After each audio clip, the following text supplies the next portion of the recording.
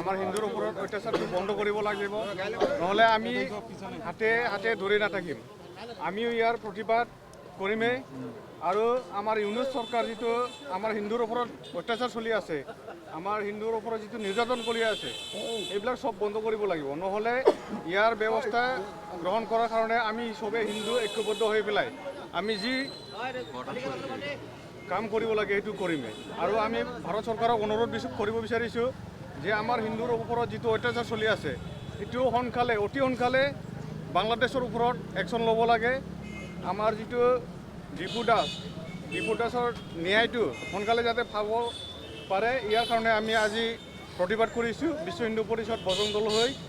তো সেইখিনি সমগ্ৰ অসমতে যিটো ক্ৰিটিকেল চিটুৱেশ্যন হৈছে, কুচবিহাৰতো এনেকুৱা সমস্যাৰ সৃষ্টি হৈছে। ভাৰত চৰকাৰ, বাংলাদেশ চৰকাৰ, অসম চৰকাৰ কি আহ্বান জনাব? তো আমি আহ্বান কৰিব বিচাৰিছোঁ যে অসম চৰকাৰ আৰু ভাৰত চৰকাৰক যে আমাৰ যিটো খিলঞ্জীয়া মানুহৰ ওপৰত অত্যাচাৰ, আমাৰ খিলঞ্জীয়া ছোৱালী বোৱাৰীবিলাকক যেনেকৈ লাভ জেহাদ কৰি আছে আৰু লেণ্ড জেহাদ কৰি আছে, সেইবিলাক আমি ৰোধ কৰিবলৈ হ'লে এটা আইন আনিব লাগিব।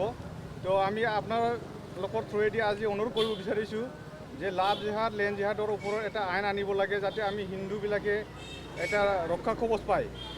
আৰু আমি ইয়াৰ লগতে আমাৰ যিটো ঘৃণনীয় চিন্তাধাৰাৰ লোকসকল আছে, সেইবিলাকক আমি সাৱধান কৰিব বিচাৰিছোঁ আপোনালোকৰ থ্ৰুৱেদি। তো আমি যিমান সহ্য কৰিব লাগে এইটো সহ্যটো আমি কৰিলোঁ, এতিয়া সহ্যৰ বাহিৰত হৈ গ'ল। যিটো সহ্যৰ বাহিৰত হ'লে আমি যি পদ্ধতি যিটো আমি কৰিব লাগে, সেইটো আমি কৰাৰ কাৰণে যাতে আমি ওলাই আহিব নলগা হয়, সেইটো সিহঁতেও যাতে মনত ৰাখে।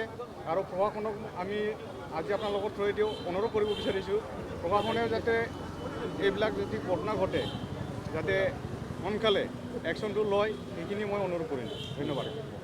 মৌলবাদী চিন্তাধাৰাৰে বাংলাদেশত তেনেকুৱাকৈ অমানৱীয় এটা কাণ্ড হৈছে।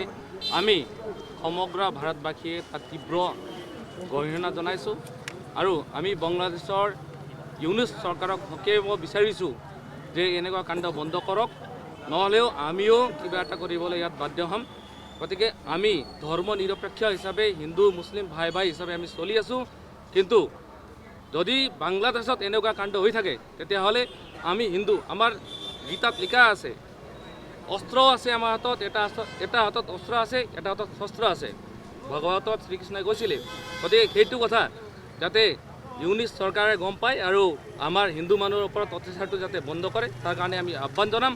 আৰু আমাৰ ভাৰতীয় জনতা পাৰ্টিৰ নেতৃত্বাধীনটো বিজেপি চৰকাৰ আছে, নৰেন্দ্ৰ মোদী ডাঙৰীয়াক এটা অনুৰোধ জনাইছোঁ যে এইটো ক্ষেত্ৰত হস্তক্ষেপ কৰিব লাগে আৰু অতি সোনকালে হিন্দুৰ ওপৰত বাংলাদেশত অত্যাচাৰটো বন্ধ হ'ব লাগে।